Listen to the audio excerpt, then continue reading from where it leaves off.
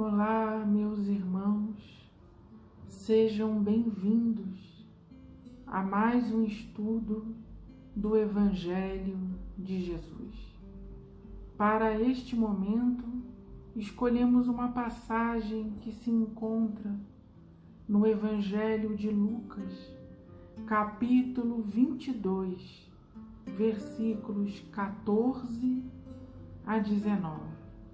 A última ceia pascal. E nós vamos fazer uma interpretação com a alma, relembrando, esperando em Cristo, que o período em que Ele passou pelo mundo, caminhando entre os homens, possa se reavivar em nossos corações. Diz o texto de Lucas: quando chegou a hora, recostou-se e os apóstolos com ele. Expressão bonita, essa destacada por Lucas, quando chegou a hora. Por que, meus irmãos, trazemos esta expressão? Porque o homem moderno, ele vive aturdido pelas necessidades reais da vida e pelas necessidades criadas, inventadas por ele mesmo. A pressa para tudo, a ausência de paz íntima revela que somos ansiosos existenciais. O homem insatisfeito, não reflexivo, mesmo que conheça o Evangelho, ele vive sem o amor e a paz de Cristo. Pela ausência de uma bússola interior, o homem jamais sabe quando chegou a hora. Está em desarmonia com os ciclos da sua própria vida e os temas da existência, como emprego, profissão, casamento, filhos, viagens. Tudo o angustia e tudo o deixa indeciso e ansioso, porque ele toma decisões pela força das circunstâncias e não porque acreditou e viu que era melhor assim. Pela ausência de uma bússola interior, pela falta de comunhão com as virtudes do Evangelho e por desconhecer a sua própria alma, o homem moderno, ele não sabe quando chegou a hora. E Jesus sabia e nos faz um convite para nos harmonizarmos com os ciclos interiores da nossa própria alma. O que nós viemos fazer neste mundo e o que não podemos deixar de fazer. A alma avisa, mas o homem precisa estar harmonizado com essa mensagem que nasce nas profundezas do Espírito, que pratica os ensinos de Jesus. E Lucas continua quando Jesus disse: desejei ardentemente comer esta Páscoa convosco, antes do meu padecer. O Mestre anunciava a necessidade de subir o Monte Calvário e passar pela crucificação. E uma expressão aqui nos chama a atenção. Quando Jesus diz: desejei ardentemente comer convosco. Num mundo como o nosso, em que toda doação de amor deve ser correspondida, Jesus ainda é um estranho. É como se o Mestre dissesse aos seus apóstolos, com esta expressão: eu sei que vocês vão me abandonar, negar o meu ensino, a nossa convivência, as manhãs na praia, as noites de barco, as travessias a pé, os encontros, os abraços. Mas mesmo assim eu vos amo, e nada neste mundo tem condições de me fazer desistir do amor que eu sinto por vocês. Essa alegria é minha e ninguém me toma.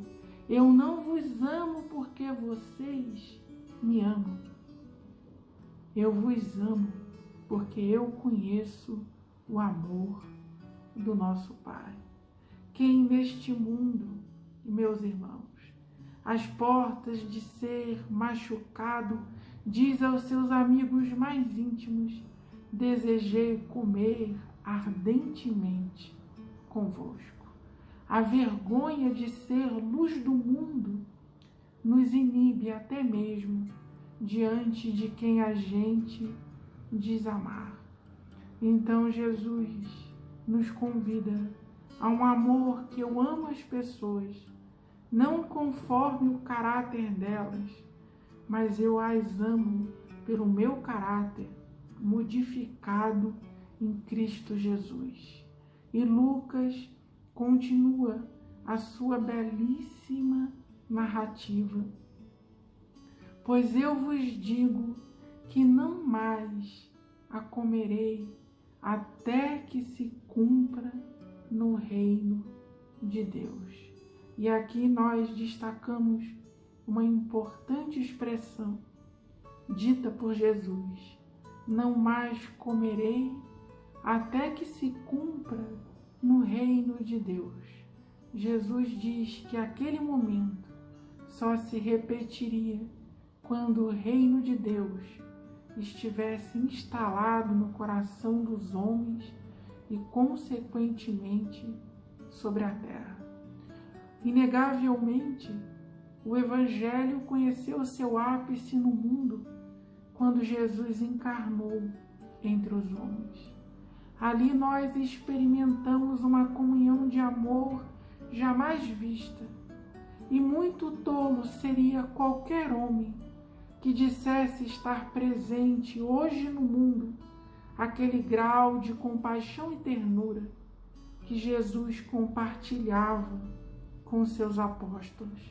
Aquelas cenas ainda vivas só se repetirão quando o reino de Deus estiver verdadeiramente instalado em nossas almas. O fruto da videira a que Jesus se refere só pode ser experimentado por quem é amigo de Jesus, e por ser amigo de Jesus, decidiu ser também amigo dos homens. Então, meus irmãos, mais uma vez reforça a mensagem que o homem precisa conhecer-se interiormente, a fim de despertar os seus potenciais divinos, e dessa maneira o reino divino de Jesus começará a desabrochar dentro de nós. E é um reino no qual aquele que o conhece tem a vontade de compartilhar com os seus semelhantes.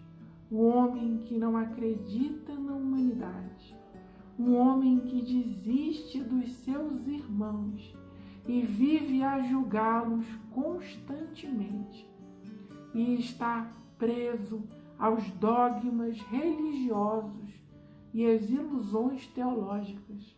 Esses homens não compreendem a solidariedade do Evangelho de Jesus. Então Lucas continua a sua brilhante narração. Depois de receber um cálice e dar graça, disse: tomai isto e reparti entre vós. Mensagem de solidariedade. alegria que só se encontra na lei de conjunto, compartilhando a vida com outras pessoas. Pois eu vos digo, de Jesus, não mais beberei, a partir de agora, do fruto da videira, até que venha o reino de Deus. Como nós comentamos, o fruto da videira. Que fruto é esse? O fruto da videira é justiça, é amor, é caridade, é compaixão, é misericórdia, é piedade, é visitar os órfãos, é visitar as viúvas, é se compadecer da dor dos doentes, dos desesperados, é olhar para os homens perversos do mundo e ter a capacidade de não reagir a eles, pelo contrário, orar por eles e desejar-lhes todo o bem, como desejássemos a um filho. Esses são os frutos da videira. E para que esses frutos sejam originados em nós, a nossa vida precisa estar vinculada à vida de Cristo. E a plenitude desse amor, dessa realização do reino de Deus, só será vista sobre a terra, meus irmãos, quando a maioria dos homens colocarem Jesus como o centro das suas vidas. Aí sim nós experimentaremos o fruto da videira em todos os continentes do planeta. Não haverá mais diferenças entre os homens em termos religiosos, nem políticos. Eles compreenderão a diplomacia da vida e a necessidade de se viver as essências dos ensinamentos espirituais. E Lucas continua: depois de tomar o pão, rendeu graças, partiu-os e lhes deu, dizendo: isto é o meu corpo, que é dado por vós. E o que seria o corpo de Cristo? A religião institucional materializou o símbolo, mas nós não temos compromissos com dogmas teológicos. A nossa busca é pela essência daquilo que é espírito e vida.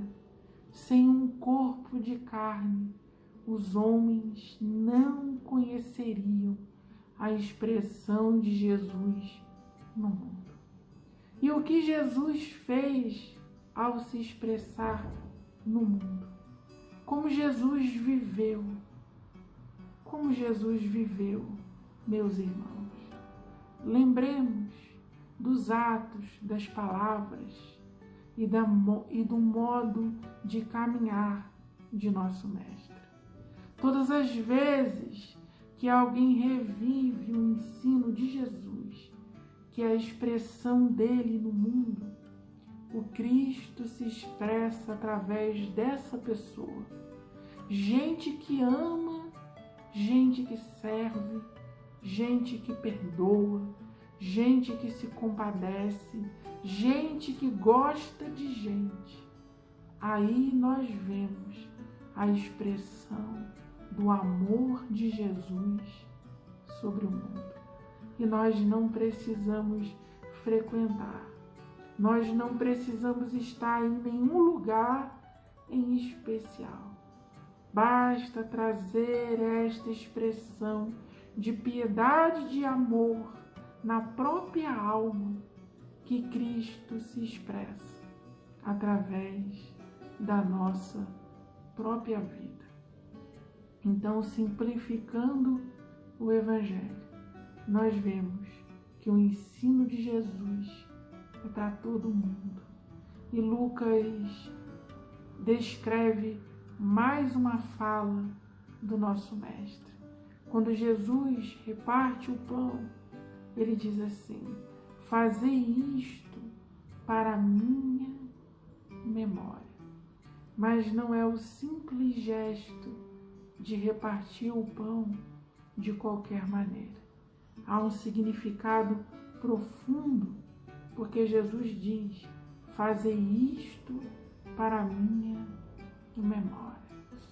É como se o Mestre nos dissesse: quando vocês estiverem brigando para saber quem é o maior, quando vocês estiverem ávidos por poder, quando estiverem disputando cargos, quando estiverem apaixonados por capas e túnicas, quando não aguentarem caminhar a segunda milha, quando não acreditarem mais na ovelha perdida, quando adorarem a dois senhores, quando esquecerem o bom samaritano, o arrependimento de Zaqueu, e o mundo estiver vos convencendo do anti-evangelho, lembrem de mim, reúnam-se, sejam amigos, compartilhem a vida e convençam pela expressão do vosso amor. Se as suas memórias forem luz, o aprendizado do passado, o que eu vos ensinei, será redivivo no presente. Viver o Evangelho é lembrar de Cristo mentalmente e expressá-lo com a própria vida.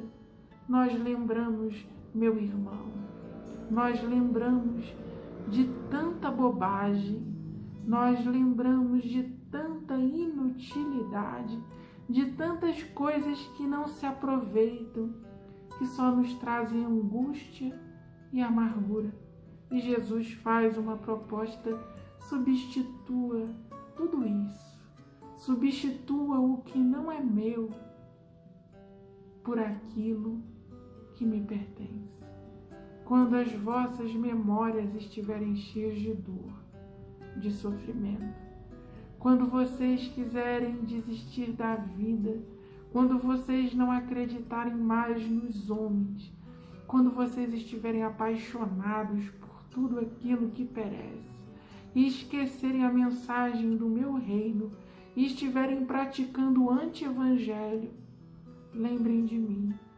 E a melhor maneira de se lembrarem de mim é reunindo-se entre amigos e compartilhando a vida.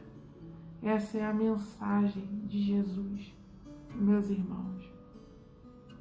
Cristalina, transparente, cheia de luz e cheia de amor.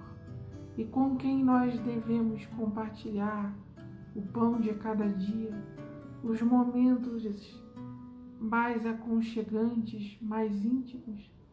Meus irmãos, não há limites e nem restrições de pessoas, porque nós fomos chamados para sermos o sal da terra. O sal não acrescenta sabor ao sal. O sal sobre o sal para nada serve. O sal foi chamado para acrescer sabor àquilo que é diferente dele. Então, se você frequenta alguma religião, você pode ser amigo de pessoas que frequentam outras religiões.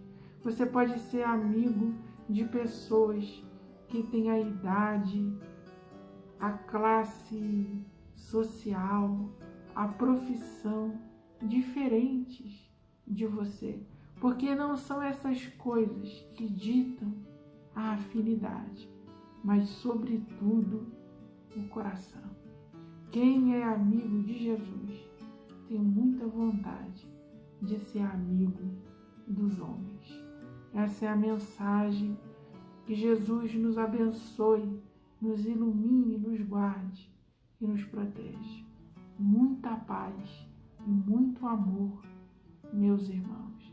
Que todos os dias seja momento de compartilharmos as graças, a alegria e a misericórdia da vida.